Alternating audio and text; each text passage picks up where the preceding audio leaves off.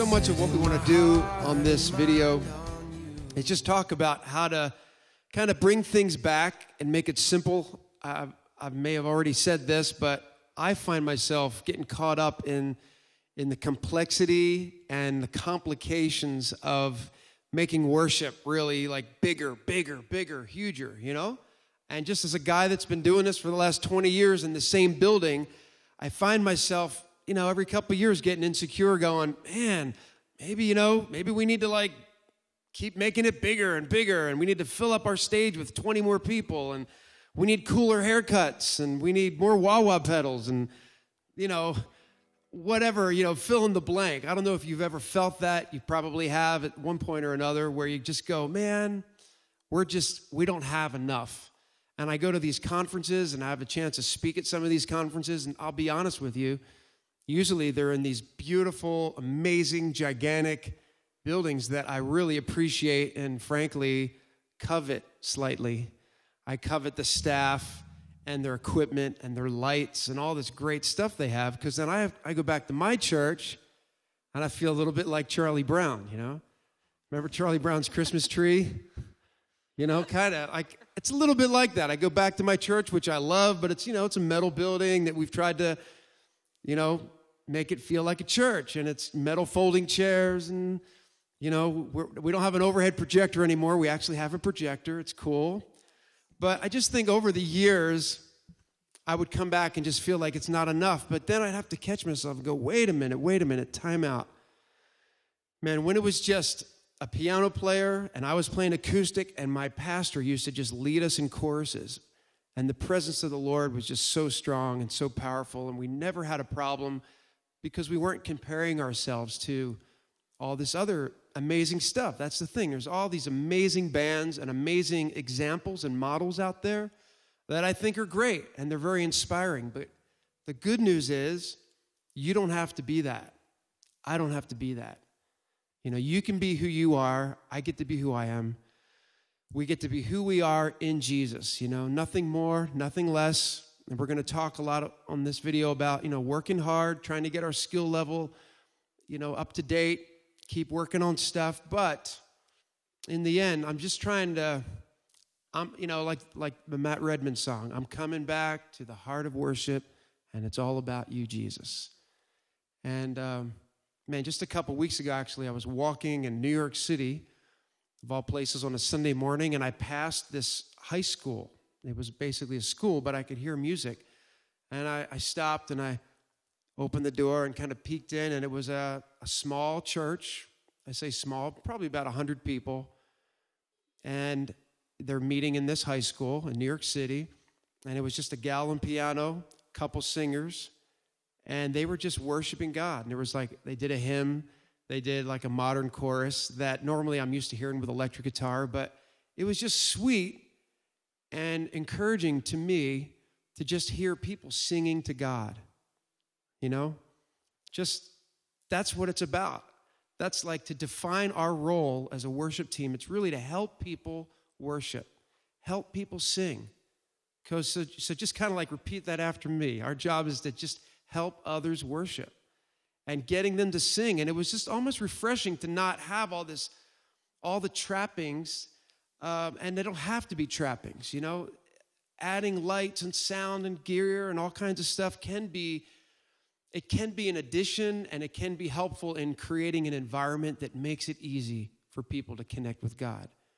But sometimes it can be a distraction because we get hung up thinking we need all this stuff. And so not just a couple weeks ago, not just that, but just in the last year or so, I've really been there's been Sundays where I just asked my drummer, you know what, we're just going to do a no drummer Sunday.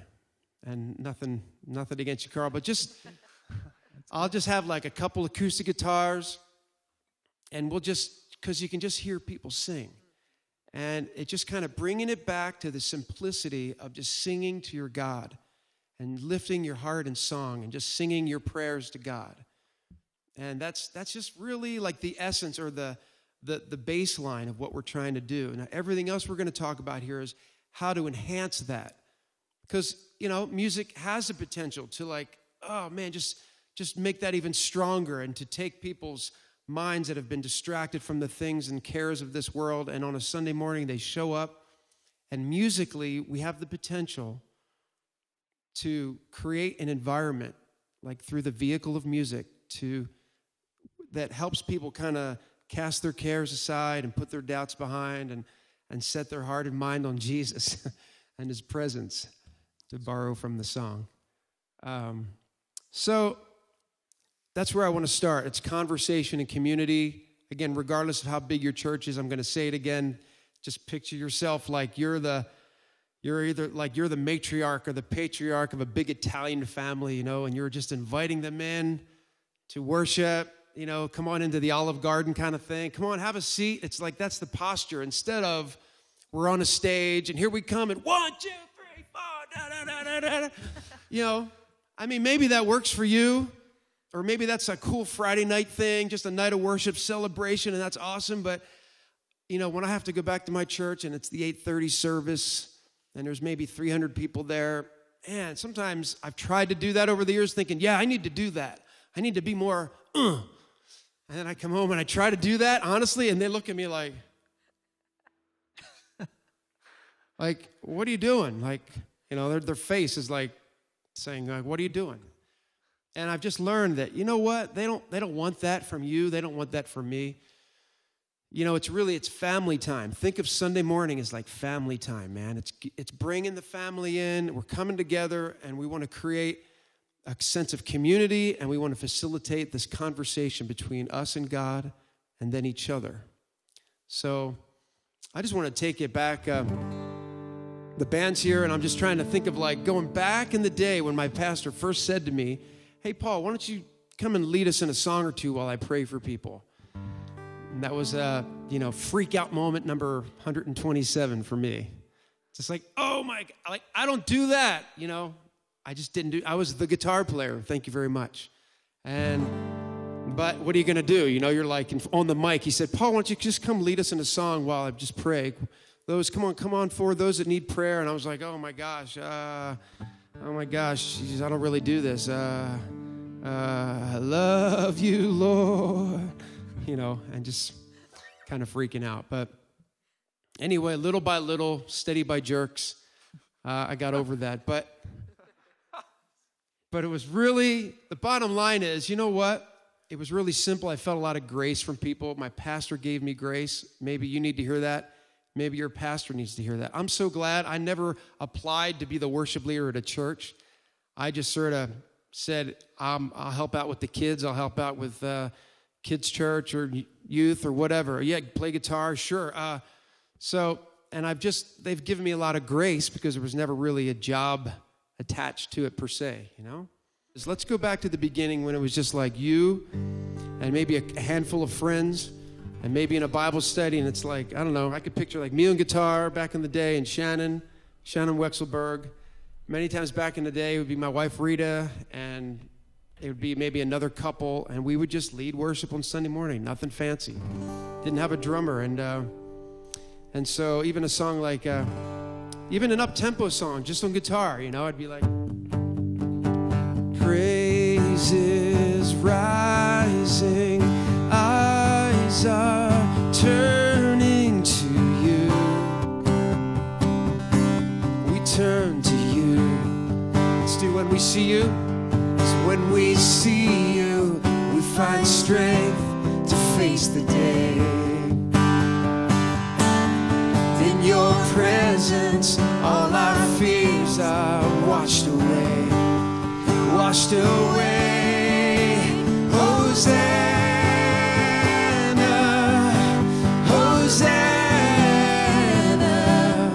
You are the God who saves us, worthy of all our praises. I could keep going.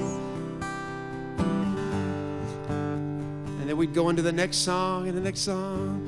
But the point is, it's like if that's all your worship team is right now, I just want you to know you can go a long way with just a guitar or just a piano vocal, a couple singers. You can go a long way with that. And don't be in a hurry to fill up the stage. That's kind of like I must want to like stop the video and like put that at the bottom of your screen. Don't be in a hurry, man. Just take your time, especially if you're in a smaller church. I never put up a sign that said, hey, anybody that wants to be on the worship team, come on out for rehearsal. Because I hate telling people no. Like, I'm really, I just don't like that confrontation so much of saying, well, you're not really good enough. So my approach of adding people to the band has been more stealth or passive aggressive.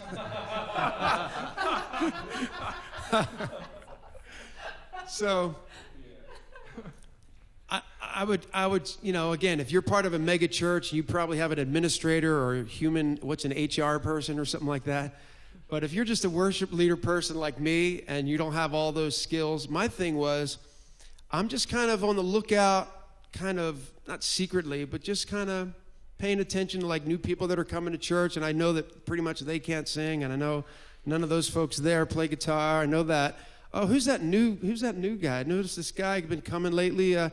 Somebody told me he used to play piano in a worship band in Colorado. And so I meet this guy. His name's Jared. I'm like, so I don't go up to him and say, dude, you want to be on a worship team? I just go up and say, hey, after church, maybe I'll make it a point. Hey, Jared, how you doing? Nice to meet you. So you're from Colorado, and I noticed you've been coming to church here for a little while. That's cool. Man, I don't know if I heard you play piano. Would you ever be into like just coming and hanging out at one of our rehearsals and just jamming with us? Yeah. Yeah? I think I could work that into my schedule. Think so?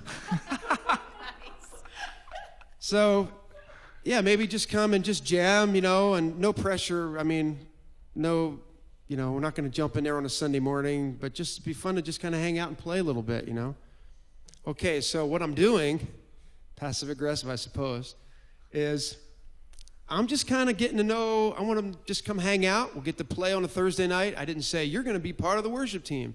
I just said, you want to come hang out and we'll jam, and I'll get to know him. Maybe we'll grab coffee, and let's say we've done that a few times. We've rehearsed, or practiced a couple times. I'll be like, Jared, are you cool about, you want to play next Sunday? Like, would you be cool to actually just be part of the worship team, man? It'd be great to have you actually play. You cool with that?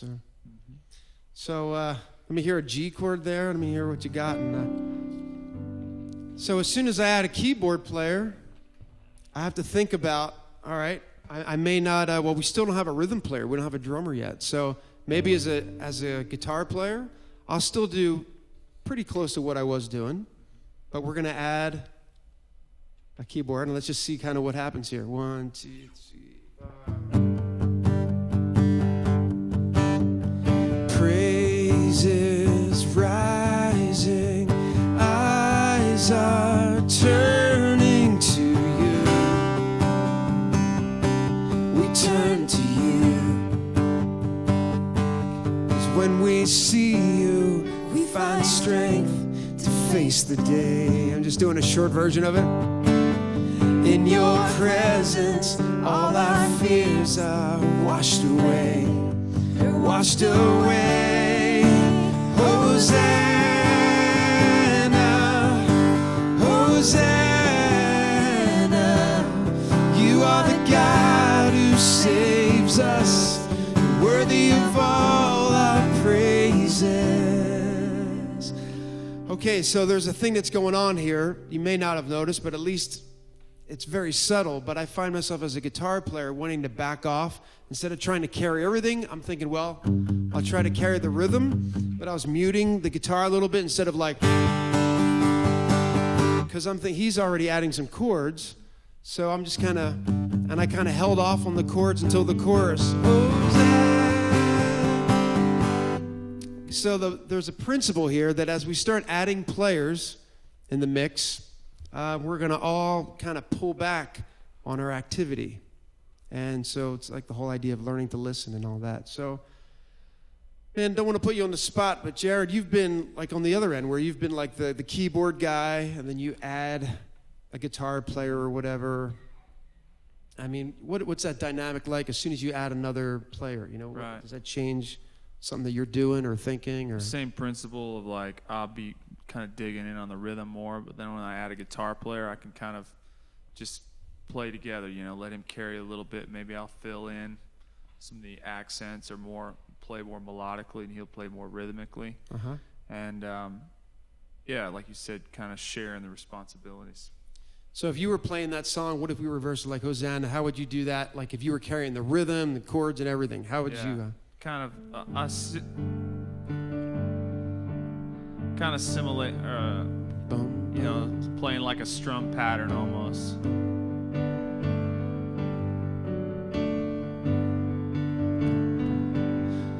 So he's filling in all that subdivision, right? Yeah. But as we add more players, then we have the freedom to sort of back off. So it's like a pizza pie, right? And we start off like this, cut it in half, and now we're going to cut it this way. So, man, all of a sudden we got a worship team of 3.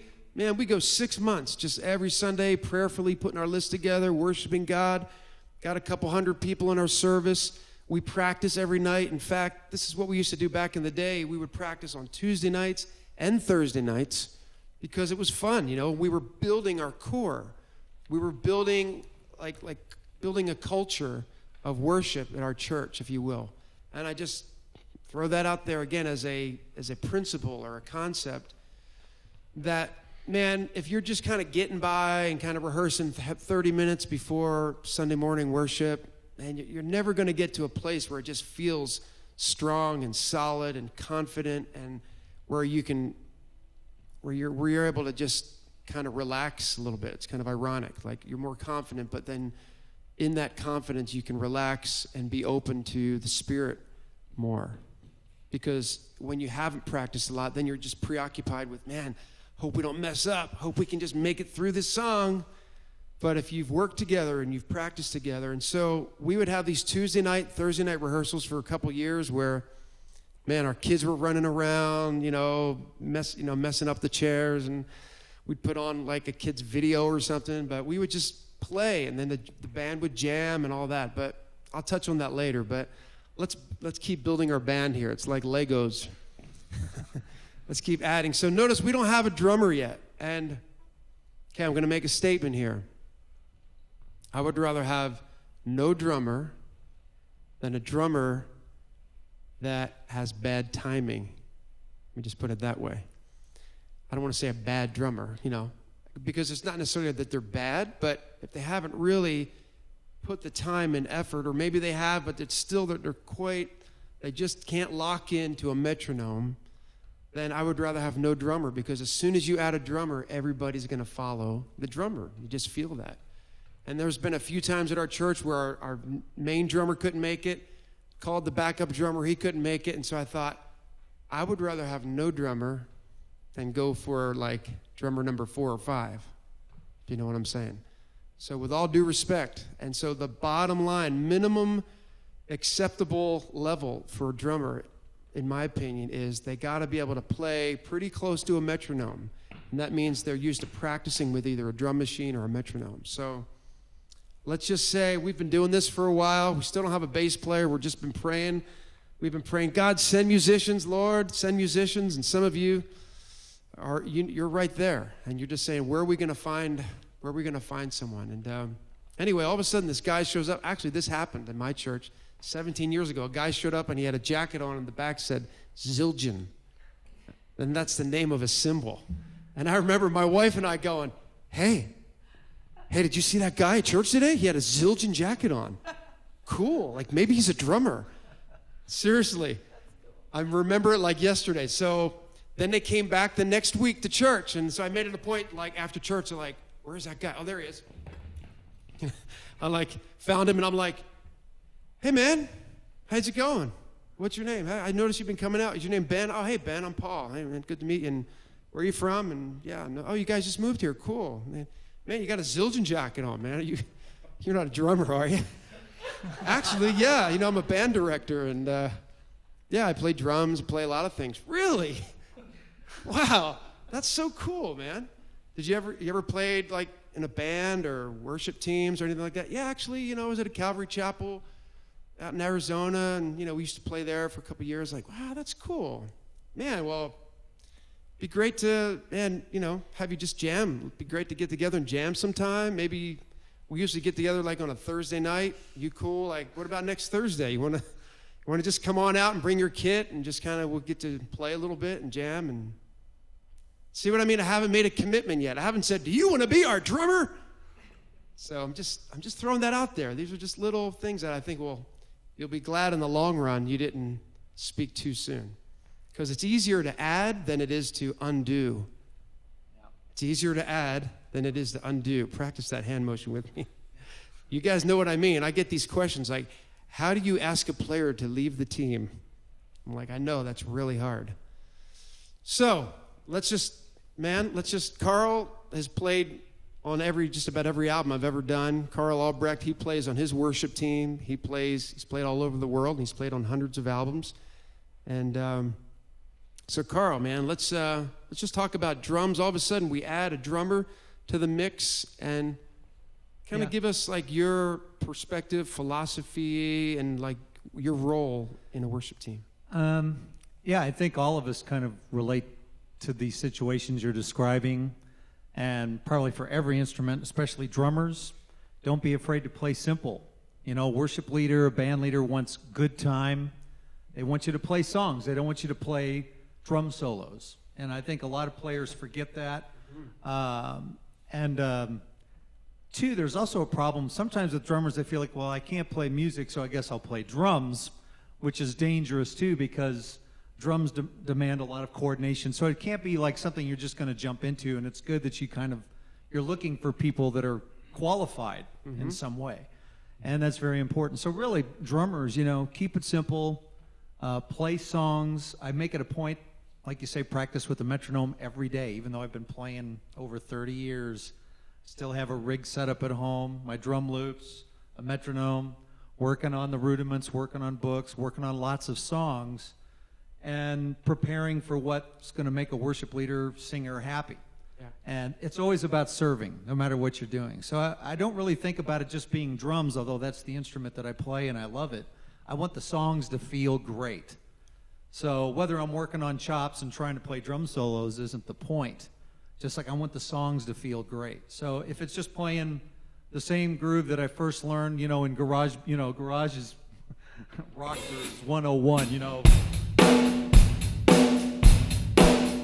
I mean, a million songs have been done to that, but trying to discover the feel of that for whatever song. And it's great to play all the stuff, but learn songs. If drummers come to me and say, what do I need to do to play in a worship band? I'm like, learn songs. Don't try to be a drum soloist. Try to stay hidden. Yeah. So if you have in your image like Modern Drummer Magazine and doing the drum solo competitions, I love all that, and it's being faithful to your talent. But, the job is just keeping a really good time and finding the feel of songs, which for me, even after 30 years, is always the challenge of the art of being a musician for any instrument, finding the magic of every song.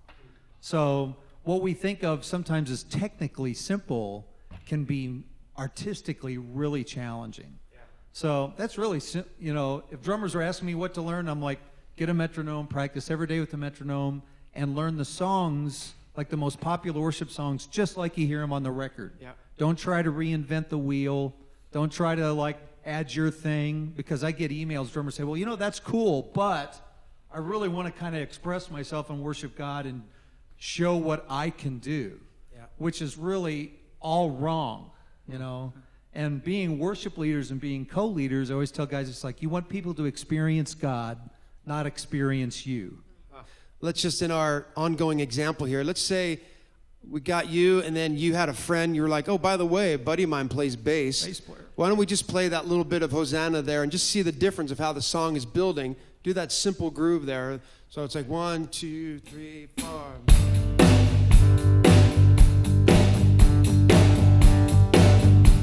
Just keeping it simple. Here we go. Good morning. Praise is rising. Eyes are turning to you. We turn to you.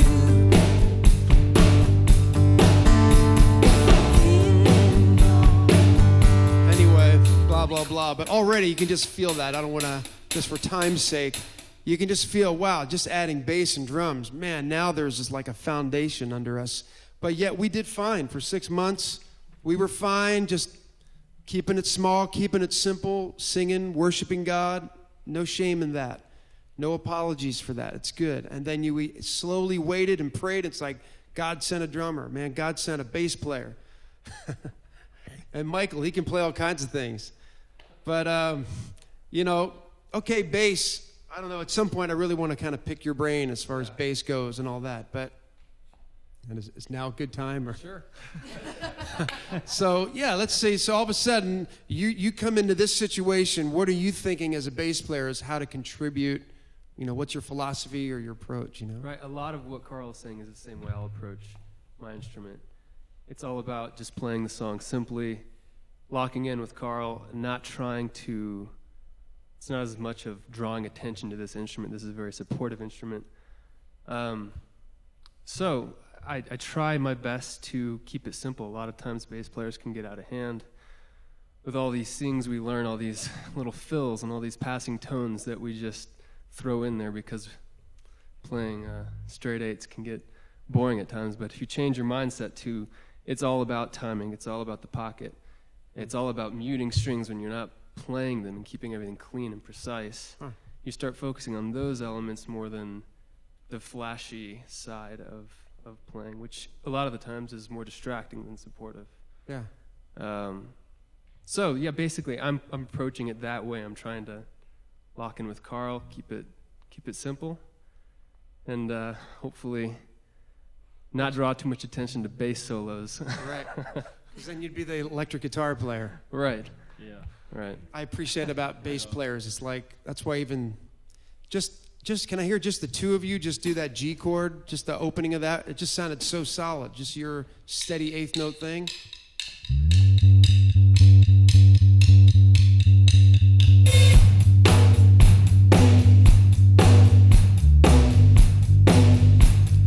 Feel how solid that is?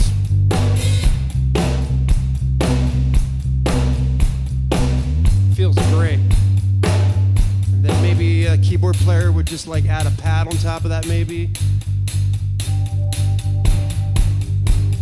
Because there's some like eighth note movement, so maybe I won't do that.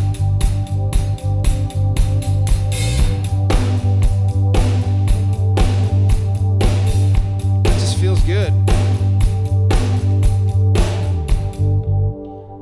Sorry, Ben is so anxious. He's like, put me in, coach. I'm ready to play. He's like a relief pitcher. It's like bottom of the eighth. He's like, I've been warming up. I'm in the bullpen. Put me in. So you go. I'm a patient man. No, it's good. No, so again, go slow, right? Go slow as you're adding your team. It'll pay off. Take your time. Maybe in the meantime, we've added a few more singers too. And that's cool because instead of just having two parts, now we can add a third part once in a while. But we don't have to do 3-part harmony from beginning to end either, right? That's right. So there's no rule that says, oh, great, we'll just do 3-part harmony from the very beginning. But, a big part of a band, we're all like praying for that electric guitar player, And in my band back at church, back home, we've always got guys coming up, or there's Frank's daughter's playing electric guitar now. So we've got guys and girls coming up playing electric guitar. And so let's just say, man, here's a guy, Ben Gal. Actually, there was a time when I met him for the first time and thought, hey, man, had no idea if he could play. And we did a gig, and it was like, wow, just so appreciated his approach, his philosophy, the way he supported the song, the way he supported, as we talked about in songwriting, how all the elements work together to enhance the feeling of the message of the song. So don't want to talk, but Ben, man, you're like, so you're part of the team. What's your approach? What's your just sort of basic philosophy as far as plugging into a team, electric-wise? Yeah, I think, we're all kind of chiming in on some of the same things as far as just fitting our role, finding out what our role is and trying to fit it as best we can. For electric guitar, a lot of it, obviously I can get so many tones with the different pedals that I use, different type of amp, different types of guitars to color the sound in different ways. But I'm usually thinking in terms of textures and different things like that, or little counter melodic parts that can give some movement around the foundational stuff, which is bass notes and chordal stuff. I'm thinking of stuff that I can add that's kind of counter melodies or some solo stuff at times to give some interest that way. And then also, electric guitar, obviously with overdrive pedals, can add a lot of power for power chords like on a chorus or a big bridge part to really take the energy up an extra notch. So, yeah, I guess in terms of parts, I'm thinking of those things often. Trying to listen. I know we're all trying to do that. Listen to what each other's doing and not step on each other. So trying to communicate, like keyboards and electric guitar are oftentimes kind of doing similar stuff with different textures, and he's got a wide range to work with. So we're trying to really, work to complement each other. Right. I know. Cool. So just trying to construct parts. No specific, scientific method for coming up with parts, but just trying a little experiment with little triad parts or little moving octave line things. Yeah. Just to give some melodic interest in a song. I do notice that when we're playing songs, Ben will rarely play the same chord I'm playing. So if I'm sort of the acoustic guitar guy playing basic first position chords, Ben will usually be up here. Or if you have another acoustic guitarist, capo, go ahead and capo up here and play up higher. But maybe just kind of, as we're just kind of wrapping this little segment up, just kind of how we've sort of stacked this. Want to just play that same groove, the verse into a chorus, and just see what the electric guitar adds to that. So here we go. 1, 2.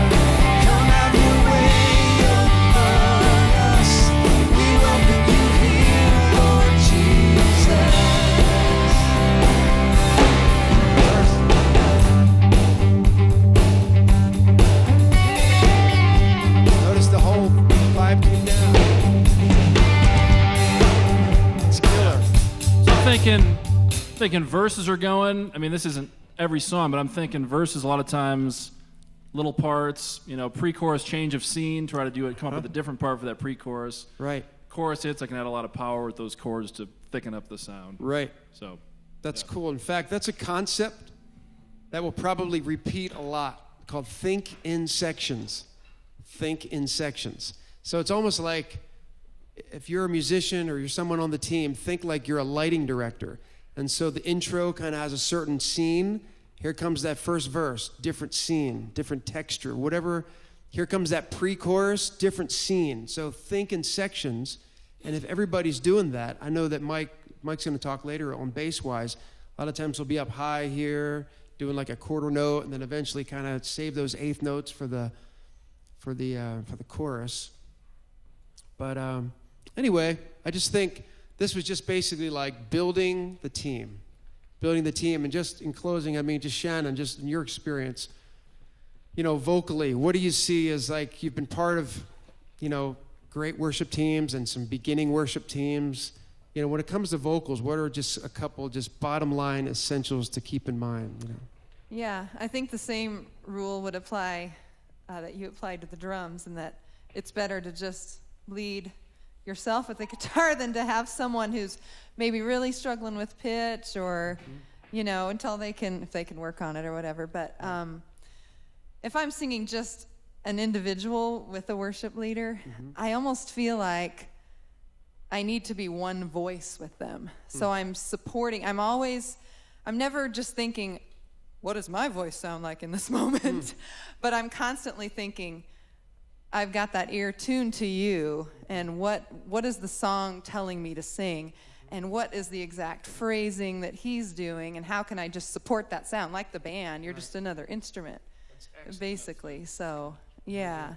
And like you said, you know, when you do start to add singers, don't feel the need to have everybody sing from the top of the song or everybody sing 3 parts, but start with unison. Maybe on the pre-chorus, you're going to go to a little 2-part thing, and then keep the 2-part on the first chorus, then everybody come, whatever, you know, whatever the song tells you to do, but just to be real sensitive and, you know, support the leader and the spirit of the song. And the spirit of the song, I love that. So the one voice thing, that my wife has said that too, Rita, well, many times say she's got one eye on the Lord. It sounds funny because she's my wife, but she's like, and then I watch her lips.